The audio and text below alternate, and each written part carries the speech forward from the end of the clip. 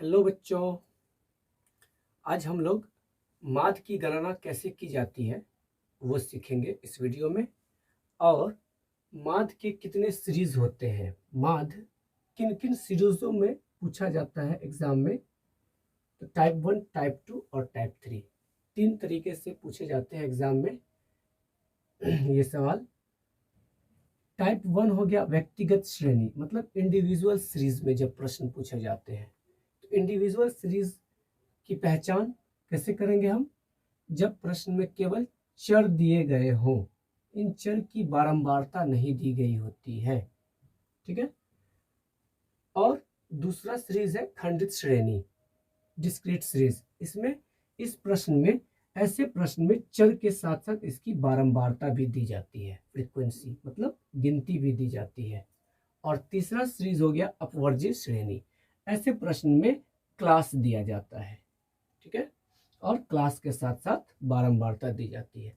तो इन तीनों सीरीज में हम माध्य की गणना कैसे करेंगे बारी बारी से सीखेंगे, ठीक है। तो सबसे पहला सीरीज है इंडिविजुअल सीरीज, ठीक, व्यक्तिगत श्रेणी।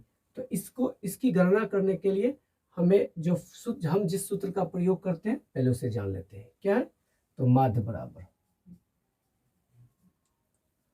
बराबर x1 प्लस x2 सोन xn बट्टे n।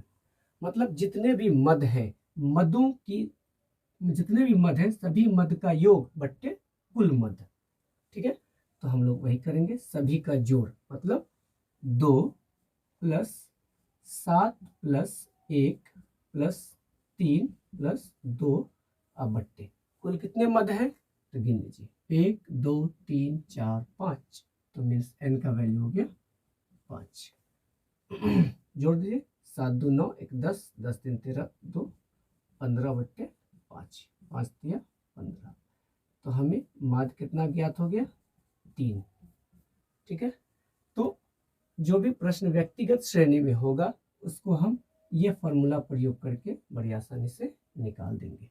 इसकी पहचान बताए, क्या बताए? इस प्रश्न में केवल चर दिए गए होंगे, इसकी बारंबारता नहीं दी गई होगी। दूसरा है खंडित श्रेणी। तो खंडित श्रेणी वाले प्रश्न को हल करने के लिए हमें एक कॉलम बनाना पड़ेगा, एक टेबल लेना पड़ेगा जिसमें 3 कॉलम बनाएंगे। सबसे पहला x मतलब चर, इस चर को हम x से रिप्रेजेंट कर रहे हैं। दूसरा कॉलम में आप f लिख देंगे, फ्रीक्वेंसी जो प्रश्न से दिया गया है, और इस दोनों को गुना कर देंगे, x और f को जो गुना करेंगे तो इस एक और कॉलम तीसरे कॉलम में लिखेंगे fx, ठीक है। तो हमें जो चर दिया गया है x क्या है? 2 5 3 1 6। सामने सामने फ्रीक्वेंसी भी लिख दीजिए, 2 का फ्रीक्वेंसी है बारंबारता 3, 5 का है 1, 3 का है 2 और 1 का है 4 और 6 की बारंबारता है 3, ठीक है। अब इन f को x से गुना कर देंगे तो fx आ जाएगा। 3 दूना 6, 5 एक का 5, 3 दूना 6, 4 एक का 4 और 6 18, ठीक है। अब क्या करेंगे? fx को जोड़ लेंगे, यहां लगा देंगे सिग्मा। सिग्मा का मतलब होता है जोड़, किसका? तो fx का, बराबर।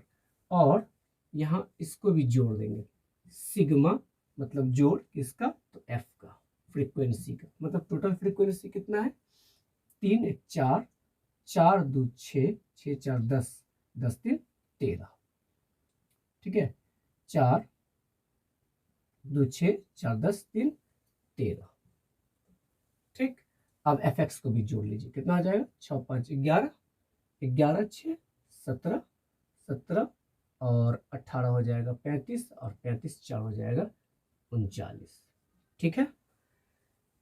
तो कितना हो जाएगा माध्य बराबर? तो इसके लिए, इस सीरीज के लिए जो फॉर्मूला हम लोग यूज करेंगे वो ये है, माध्य बराबर सिग्मा fx बट्टे सिग्मा f। तो सिग्मा fx का वैल्यू आया हुआ है 39 और सिग्मा f मतलब जितने भी बारंबारता है उसका जोड़ कितना आया? 13 बट्टे में 13, 13 का 13, 13 तिया 39 बराबर 3। कितना आ गया? इस डेटा का भी माध्य 3 ही आया।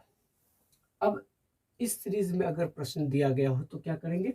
सबसे पहले आप 4 कॉलम खींचेंगे। कितने? 4।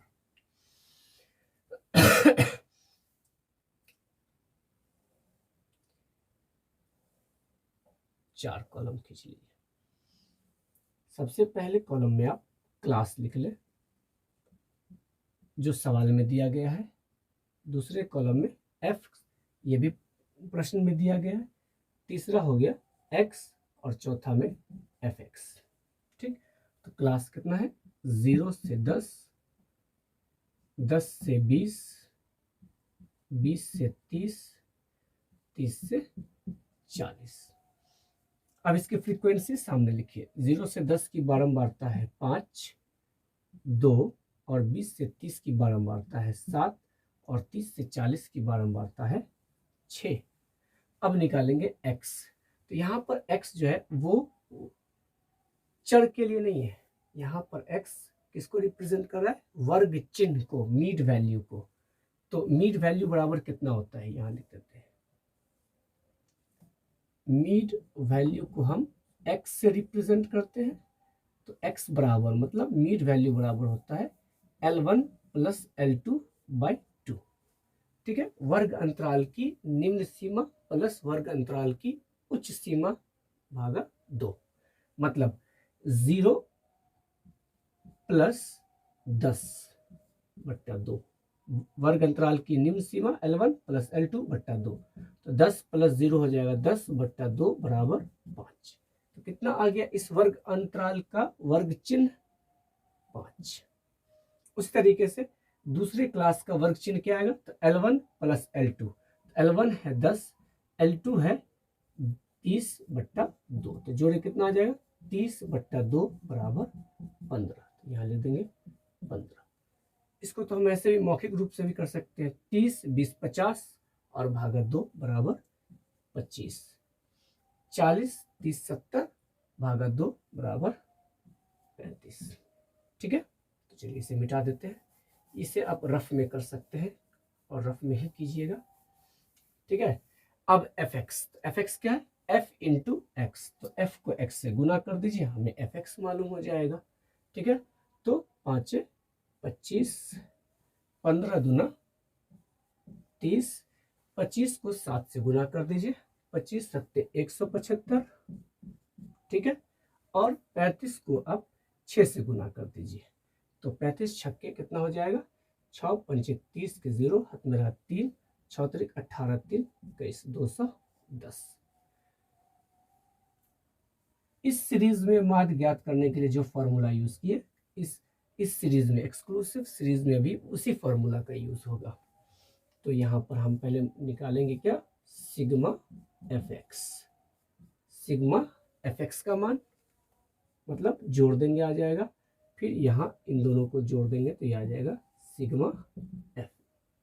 ठीक है, तो चलिए 5 2 7, 7 7 14, 6 20। सिग्मा एफ का वैल्यू आ गया 20 और सिग्मा एफ एक्स का वैल्यू क्या आएगा? 5 5 10 के 0, हाथ में लाए 1, 2 1 3, 3 6, 7 6 13, 1 14 के 4, हाथ में रहा 1, 1 1 2, 2 2 4, 440। तो माध्य बराबर क्या हो जाएगा? माध्य बराबर सिग्मा एफ एक्स बट्टा सिग्मा एफ।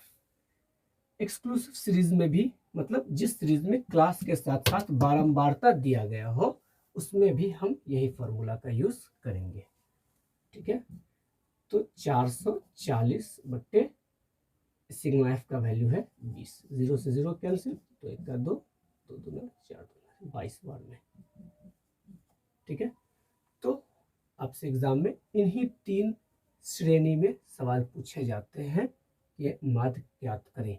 अगर इस श्रेणी में पूछेगा तो आप ऐसे ज्ञात करेंगे। खंडित श्रेणी का सवाल होगा, आप पहचान यहाँ से करेंगे। चर के साथ बारंबारता है तो समझ जाएंगे खंडित श्रेणी का है, इसे इस प्रकार ज्ञात करेंगे। जब वर्ग अंतराल के साथ साथ बारंबारता है तो आप इस प्रकार माध्य की गणना करेंगे। ठीक है।